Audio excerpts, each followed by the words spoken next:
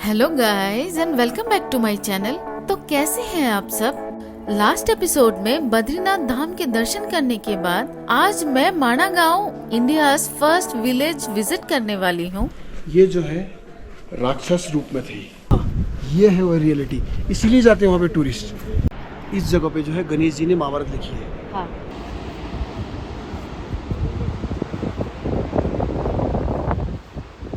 अभी हम लोग नाश्ता करने जा रहे हैं। हाँ। ये है बद्रीनाथ का रास्ता, तो इधर पे ही हम लोग कोई रेस्टोरेंट खोजेंगे।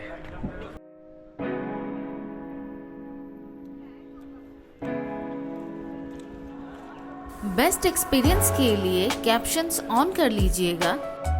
अगर आपको मेरी वीडियोस अच्छी लगती है तो वीडियो को लाइक और मेरे चैनल को सब्सक्राइब जरूर कीजिएगा।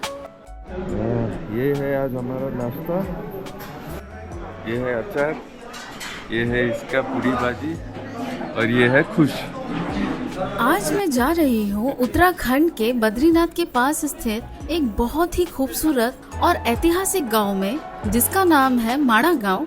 माणा गांव विजिट करने के पहले ये वीडियो आप जरूर देखिएगा।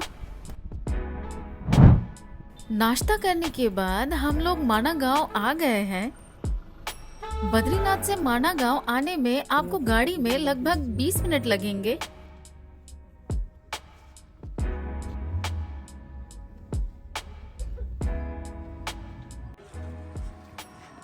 यहाँ पर आकर हमें बाहर ही गाइड मिल गए थे, तो चलिए इनसे माणा गांव के बारे में और विस्तार से जानते हैं। धर्मराज के रूप में वो पड़ी है, धर्मराज युधिष्ठिर जो डॉगी के रूप में साथ में जाना है, अच्छा अच्छा। वो पड़ी है। अभी सारी मूर्तियाँ वहाँ भीमपुल के पास लगेंगी, 2 लगी हुई ना। हाँ हाँ, देखते हैं, चलिए।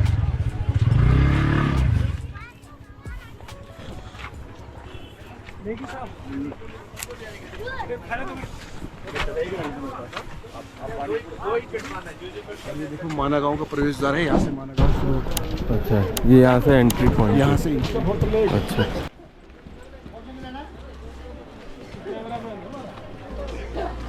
वो तुंगनाथ जितना होगा, तुंगनाथ चढ़ाई है, पर यहाँ से थोड़ी चढ़ाई है, धीरे धीरे चढ़ाई है। क्या उतनी खास चढ़ाई नहीं है, पर ये जाते समय तो है ही, जाते समय थोड़ा हल्का पड़ जाता है।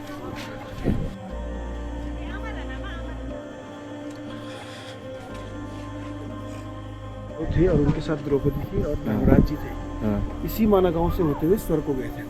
अच्छा। और जो भीमपुल बनाया गया है वो भीम के द्वारा जो है सरस्वती नदी के ऊपर एक बहुत बड़ी पत्थर की शिला रखी है। हाँ। सरस्वती नदी को पार करने के लिए उन्होंने वहाँ पे एक पत्थर रखा था, अच्छा। जिसका नाम पड़ा भीमपुल। उस पत्थर पे जो है उनकी उंगलियों के निशान पड़े हुए हैं, अच्छा। Right and left, okay. और पूरे पंजे का निशान है। 20-22 फुट का पूरा हाथी है वहाँ पे।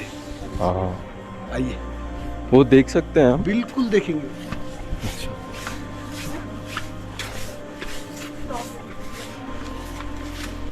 और ये माणा गांव जो है पहले भारत का अंतिम गांव हुआ करता था। हाँ। अब ये जो है कि 22 के बाद से ये जो है भारत का प्रथम गांव घोषित हो गया।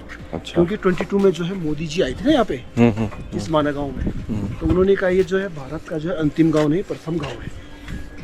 और ये जो माणा गांव है ये जो है 6 मंथ के लिए ओपन रहता है, 6 जब महीने। जी जो हमारे यहाँ जो बद्रीनाथ जी के क्षेत्रफल है ना, उनकी पूजा करने के लिए हम यहाँ पे आते हैं। क्योंकि जो है 15 नवंबर को जो है इनके कपाट बंद हो जाते हैं, तो 16 नवंबर को ये जो है पूरा गांव खाली हो जाता है। अच्छा।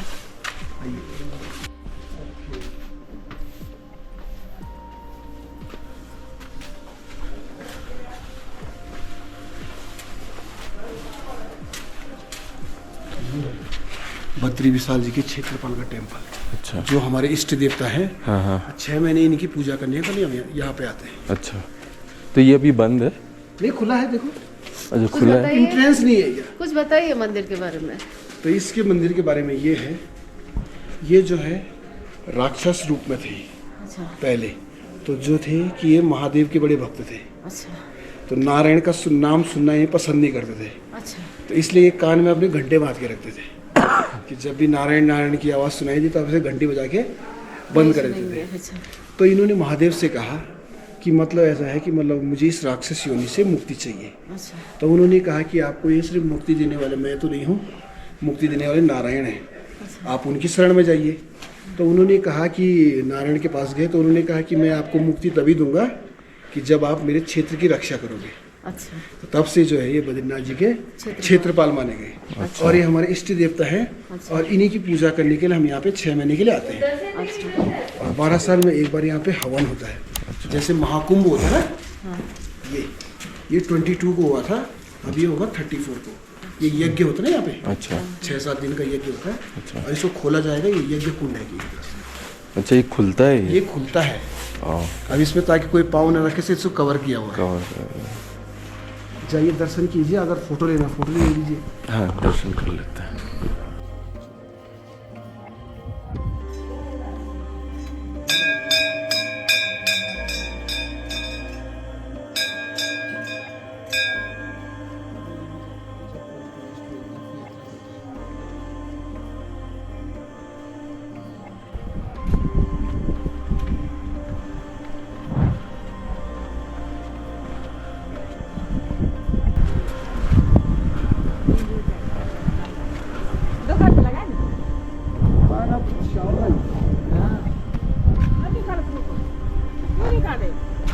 निकल रहा है आपका कर रहा है। और ये सामने जो टेंपल दिखाई दे रहा है आपको, देखो हाँ, वो दूर में। वो सामने जो फ्लैग लगा है, हाँ। वो है बद्री विशाल जी की माता का मंदिर है। अच्छा, माता का मंदिर। माती का, उनका नाम माता मूर्ति। अच्छा। वो साल में सिर्फ एक दिन खुलता है, जब वामन द्वादशी का दिन होता है उस दिन खुलते हैं मंदिर के कपाट। इनके जो है 2 पुत्र थे, नर और नारायण। ये नर पहाड़ है, देखो सामने आपके पीछे, और वो सामने वाला जिसे बड़ा लग रहा है नारायण पहाड़ है। इसको जो है पूरा बद्री का आश्रम कहते हैं। इस जगह पे जो है नारायण ने हजारों साल तप किया था। हजारों साल तप करके अपनी माता से मिलने का समय नहीं मिल पा रहा था, तो नारायण ने वादा किया कि साल में एक दिन आपसे मिलने के लिए मैं जरूर आऊँगा। वामन द्वादशी के दिन खुलता है, तो उस दिन जो है बद्रीनाथ जी के जो पुजारी जी हैं, रावल जी हैं, वो यहाँ पे आते हैं एक दिन अपनी माता के साथ नारायण के किया हुआ वादा पूरा करने के लिए आते हैं। तो इस पृथ्वी पे जो है एक सहस्त्रा कवच नाम के राक्षस का आतंक मचा हुआ था। अच्छा। उसको जो है सूर्य देवता को प्रसन्न करके उन्होंने 1000 कवचों का वरदान लिया। तो उसने ये कहा कि मतलब मेरा एक कवच वही तोड़ सकेगा कि जो 10,000 वर्षों तक तप करेगा। तो उसने जब उसको वरदान मिला तो उसने पूरे पृथ्वी में जो है हाहाकार मचा दिया। तो उन्होंने कहा कि कोई तप करके मेरा एक वो कवच न तोड़ सके। तो नारायण ने एक ऐसी जगह ढूंढी कि जहाँ पे जो हम एक दिन तपस्या करेंगे तो हमें जो है 10,000 वर्षों का फल प्राप्त होगा। तो ये वाला स्थान है। यहाँ पर भी अगर कोई मनुष्य अगर एक दिन तप करेगा तो उसे जो है 10,000 वर्षों का फल प्राप्त होता है। तो ये जो है नारायण की बड़ी भक्त थी, तो इनको जो है 2 पुत्रों का वरदान दिया गया, नर और नारायण। तो इस पहाड़ी पे बैठ के नर जी एक दिन तप करते थे, नारायण जी उस पहाड़ी पे बैठते थे। तो जैसे एक दिन जैसे नर तप करते थे तो नारायण उससे युद्ध करते थे। तो जिस दिन नारायण तप करते थे उस दिन नर युद्ध करते थे। तो ऐसा करते करते उनके जो है 999 कवच तोड़ दिए। जब एक कवच बच गया तो उसे अपनी जान की रक्षा के लिए सूर्य देवता के शरण में जाना पड़ा।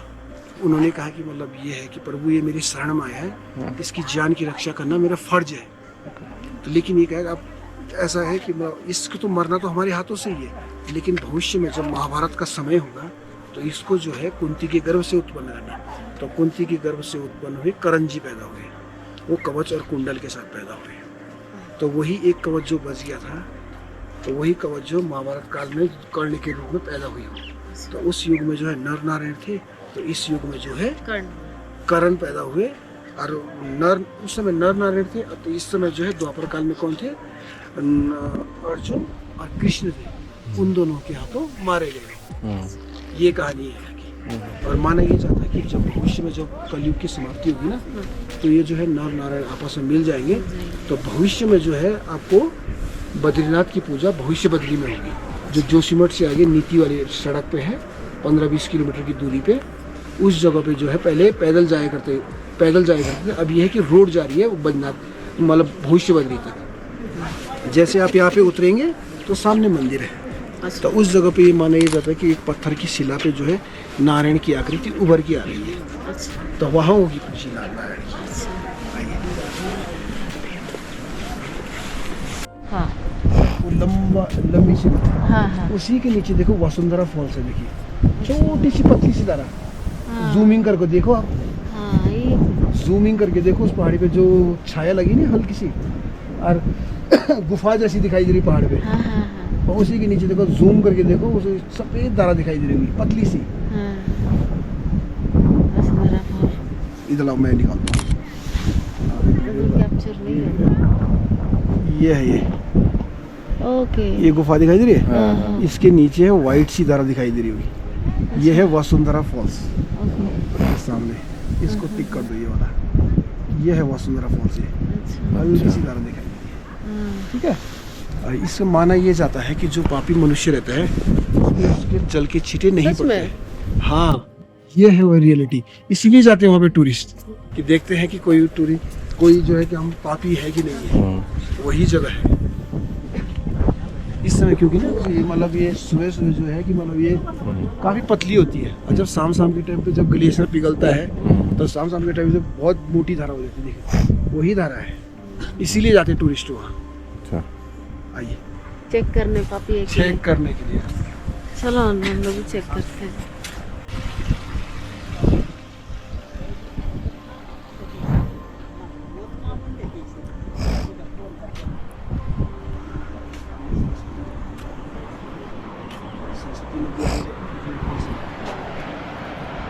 और सामने लेफ्ट साइड पे, इधर साइड है, लेफ्ट साइड पे अलकनंदा है, अच्छा जो कि अलकापुरी से आ रही है।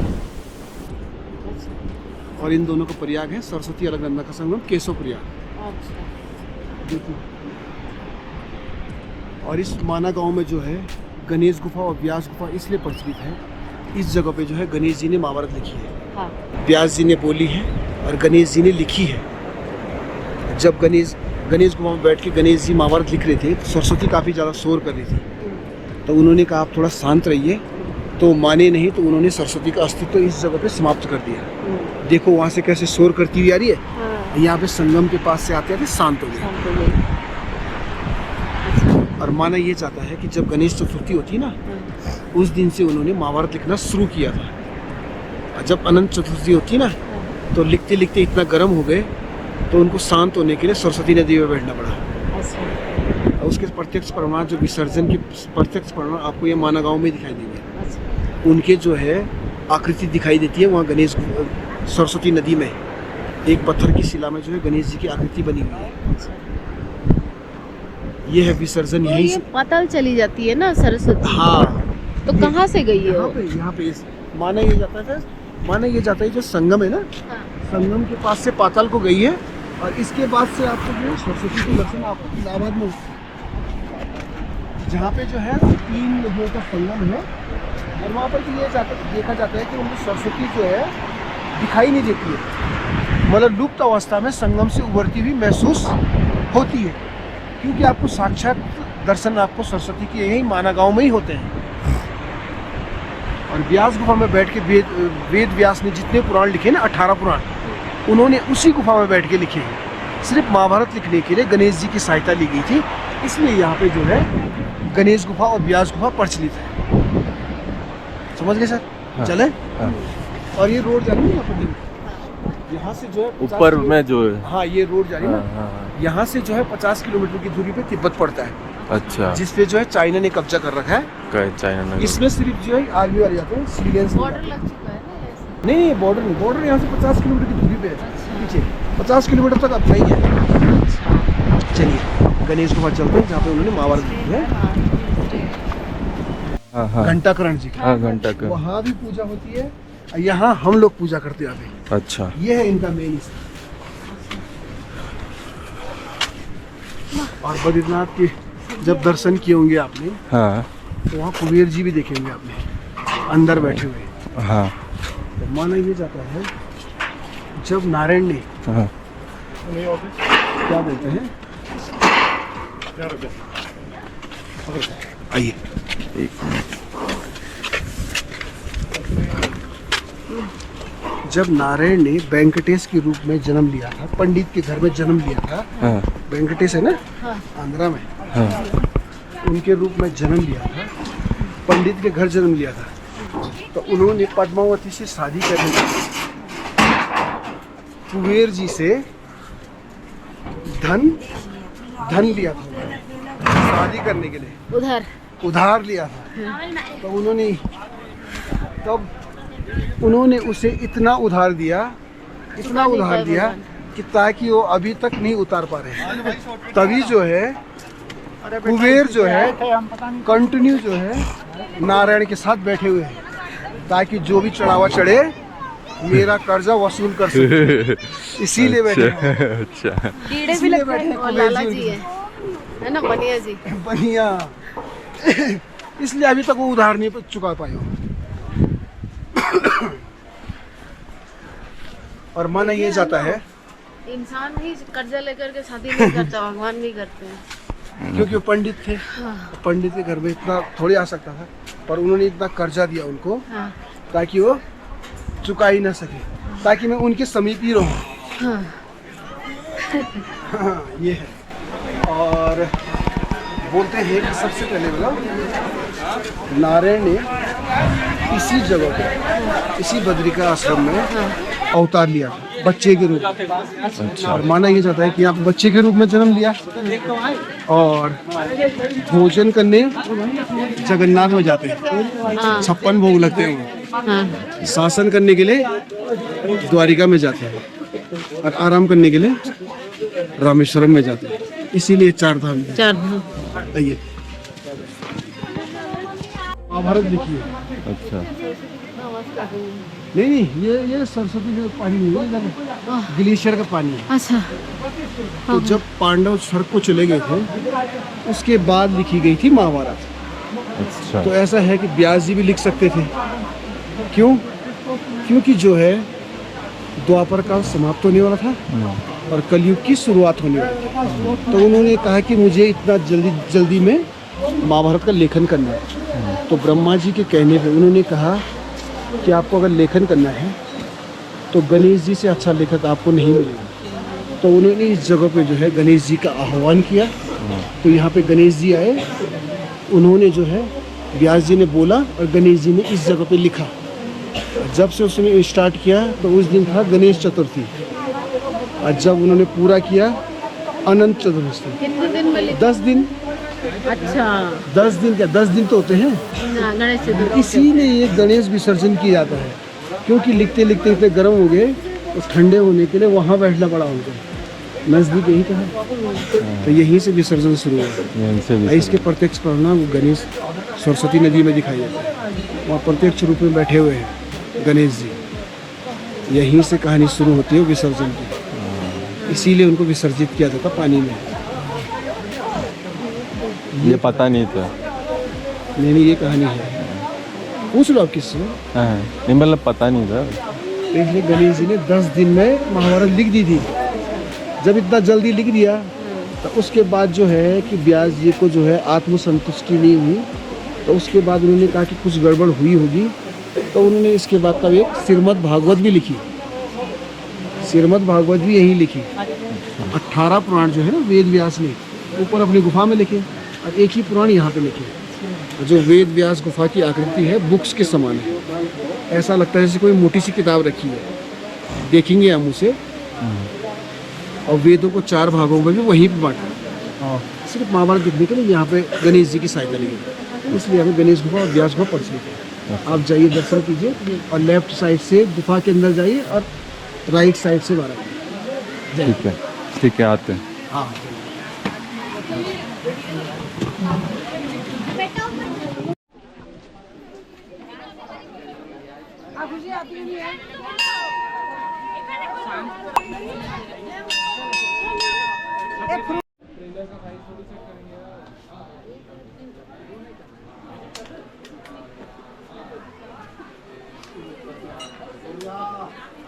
अच्छा सुधा ले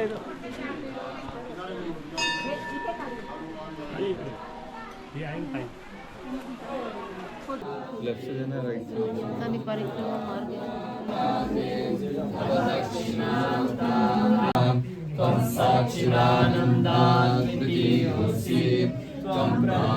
मार्ग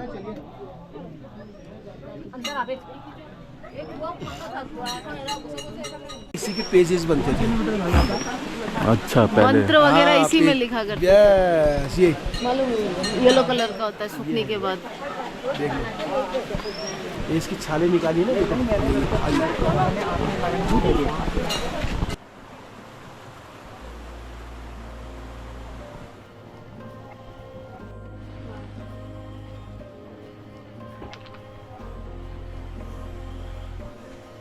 पहाड़ी जूस पीना है तो पीजिए। पहाड़ी जूस। पहाड़ी यहाँ का रेडीमेड है, ये जूस यहीं मिलेगा। बुरांस कहते हैं ना, उत्तराखंड का राष्ट्रीय पुष्प,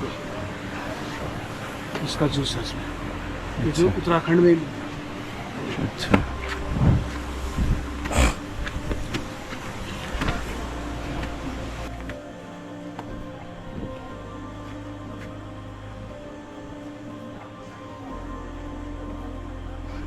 ऊपर की तरफ है ना व्यास गुफा? वीकनेस को ये सामने हाँ पेड़ दिखाई दे रहा है? हाँ हाँ। वो उसके पीछे ये वेद व्यास गुफा है, जहाँ पे बैठ के वेद व्यास ने अपने 18 पुराण पूरे किए। 17 पुराण यहाँ पे लिखे हैं और 18 पुराण उन्होंने नीचे गणेश गुफा में लिखा है। ये वाली जगह है और वेदों को 4 भागों में यही बांटा। देखो लेयर की तरह ना, वो गुफा जो है 5000 साल के लगभग है, वो 5000 साल हो गए उसको। और वहीं पे उसके राइट साइड पे भारत की प्रथम चाय की दुकान है। चाय चुई छोड़ो, पहले व्यास गुफा के दर्शन। चलिए।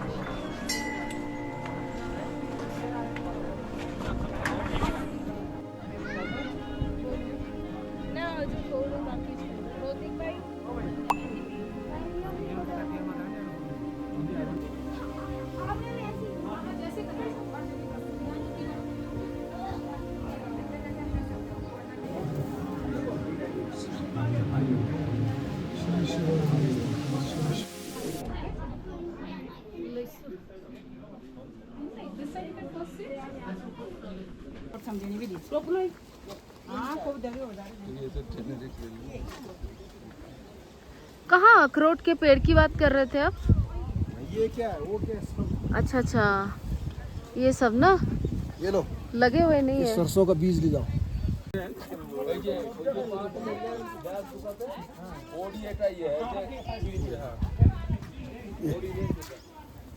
ये राई है।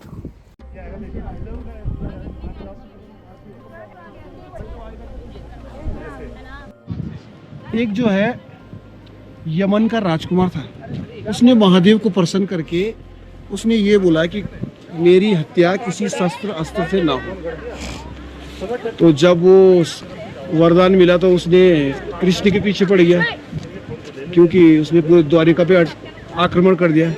तो कृष्ण को तो पता था मैं इसको मार नहीं पाऊंगा।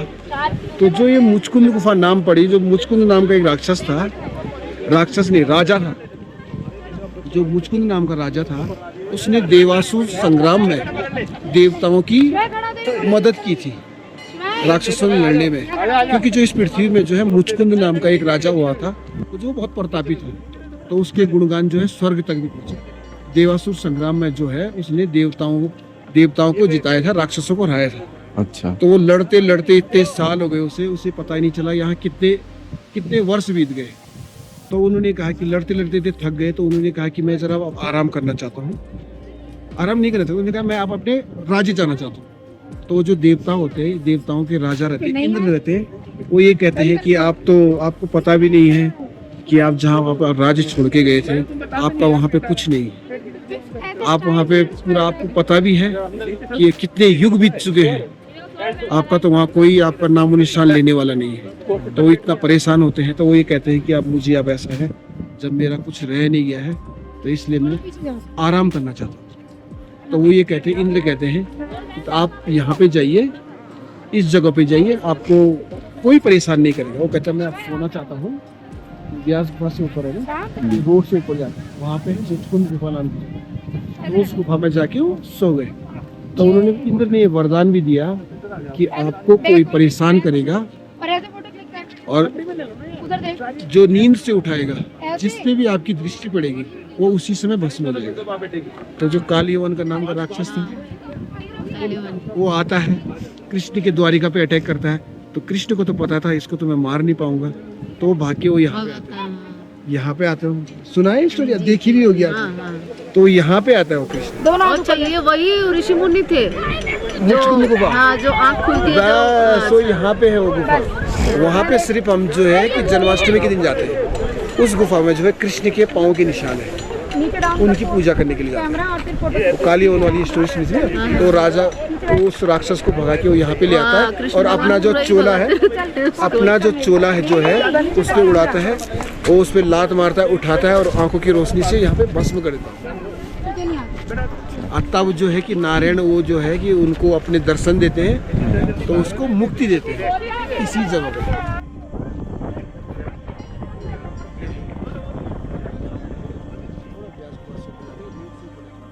सामने गुफा दिखाई, वहीं पे छोड़ा था मैं उतरा। पहले वहाँ पे जो है उनका मंदिर बनने वाला था। अब ये है कि इन्होंने अपना दुकान बना दिया।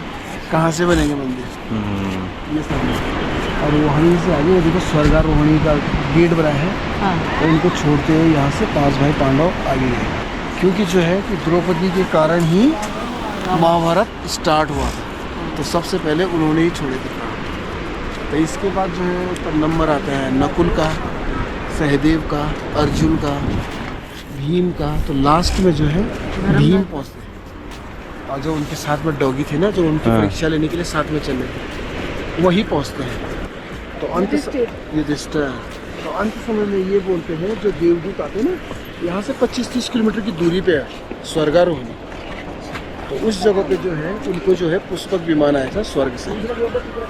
तो जो देवदूत होते हैं तो वो ये कहते हैं कि आप दोनों में से एक ही जीवित प्राणी स्वर्ग में जा सकता है। तो युधिष्ठिर ने कहा कि मतलब अगर ऐसा है तो आप इसको लेके जाइए, जो डॉगी था ना उसको लेके जाइए, क्योंकि इसने मेरा अंत समय तक साथ नहीं छोड़ा है। जो भी मेरे भाई बंधु थे सबने साथ छोड़ा, इसलिए नहीं छोड़ा। तो आप ऐसा कीजिए, इसको लेके जाइए। तो जो धर्मराज के रूप में डॉगी थे तो वो अपने अवतार में आते हैं।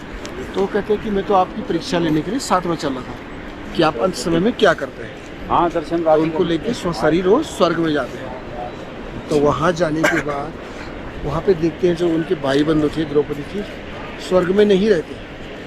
वो कहते हैं वो कहाँ है? वो कह रहे आपके भाई जो है नरक में है, नरक की यात्रा कर रहे हैं। तो ये कहते हैं कि जहाँ पे मेरे भाई नहीं रह सकते वहाँ पर मैं भी नहीं रह सकता। तो वो उनसे मिलने के लिए नरक में आते हैं। तो वहाँ देखते हैं कि जो उनके भाई थे वो नरक की यातनाएं झेल रहे थे। तो ये कहते हैं कि मतलब ये तो जो देवदूत होते हैं उनके साथ, तो वो ये कहते हैं कि युधिष्ठिर आपके एक झूठ के कारण आपको एक दिन नरक के दर्शन करने पड़े। युधिष्ठिर ने एक झूठ बोला था लाइफ में, जब महाभारत का समय होता है, अश्वत्थामा मारा गया, तो उसी झूठ के कारण उनको एक दिन नरक के दर्शन करने पड़े। तो अंत समय में क्या होता है कि जो धर्मराज रहते हैं वो उनके 4 भाई और द्रौपदी और युधिष्ठिर को लेके सब स्वर्ग में रहते हैं। ये है स्टोरी इनकी स्वर्ग जाने की।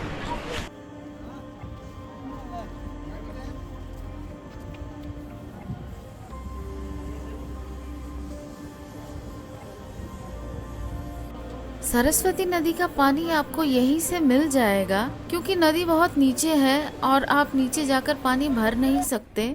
तो आप इन छोटे छोटे दुकानदार से सरस्वती नदी का पानी खरीद सकते हैं, जो कि ये आधे लीटर और 1 लीटर के कंटेनर में बेचते हैं।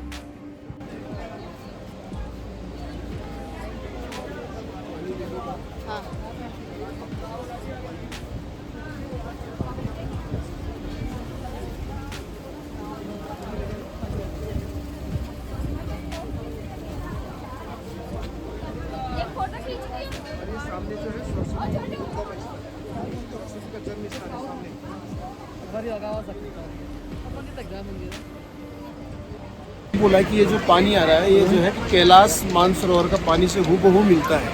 अच्छा। जो आप डब्बे में भरेंगे तो मिनरल वाटर से ही बेटर है। हाँ। ऐसा लगेगा जैसे आपने अभी जो है कि मतलब आपने फ्रीज से निकाला हो। हाँ। तो प्योर, एक भी आपको गंदगी नहीं मिलेगी, ना आपको एक रेत का कण मिलेगा, प्योर मिनरल वाटर। जैसे आप सरस्वती का पानी भरेंगे उसमें रेत के कण दिखाएंगे, हाँ। पर उसमें आपको एक रेत का कण नहीं दिखाएगा।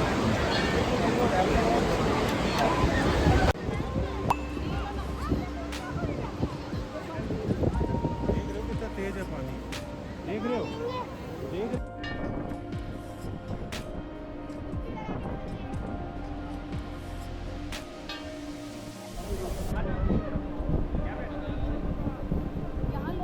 सामने देखो पंजे का निशान छपा हुआ पूरा, गड्ढे बने ना गड्ढे, हाँ ये पूरी दीवार पे देखो ऐसे गड्ढे बने ना, हाँ हाँ। पूरा पंजे का निशान है वो भीम के। देखो ये देखो पूरा 20-22 फुट का पूरा हगे, अंगूठा देखो छोटा सा, अंगूठा है, हाँ। ये पूरा गड्ढे ना, इनकी 4 उंगलियां ऊपर और अंगूठा हुआ है। अच्छा, यही रखा था भीम ने स्वर्ग जाते समय, ये वाला पत्थर। ये बिल्कुल बस यही देखो, उंगली भी सारी कैमरे में भी दिखाई दे रहा है। आपका दानी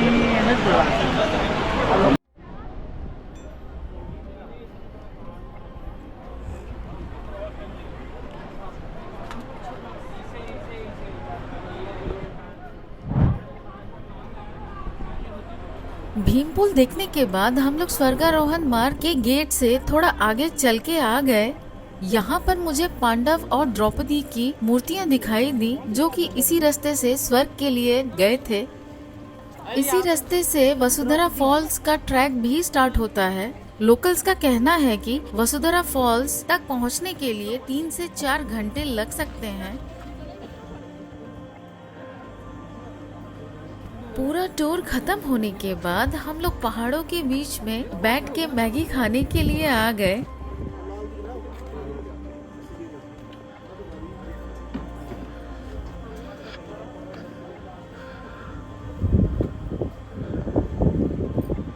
बेबे हम लोग खा रहे हैं अभी मैगी और हमारा नज़ारा देखिएगा।